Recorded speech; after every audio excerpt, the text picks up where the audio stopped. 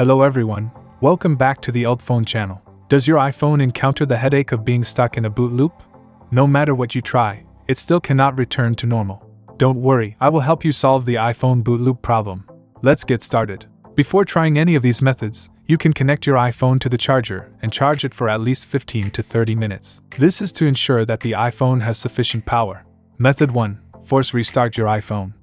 First, you can try force restarting your phone, which can resolve many malfunctions and basic issues. Quickly press and release the volume up button, then press the volume down button, and finally hold down the power button until the Apple logo appears on the screen.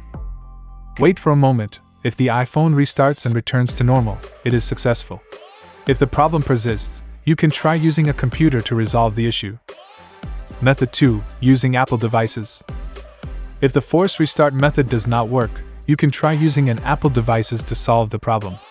First, connect your iPhone to a computer, then quickly press and release the volume up button, press the volume down button, and finally press and hold the power button until the iPhone enters recovery mode. Then open the Apple devices, or you can open iTunes or Finder. It will then prompt you to restore or update the iPhone. If you do not want to upgrade the system, choose Restore, then follow the steps to download the firmware and wait for the iPhone to be restored. However, this process can be very time-consuming, or you may encounter errors, so do not worry, there is a more efficient method. Method 3. Use UltFone iOS system repair to fix iPhone.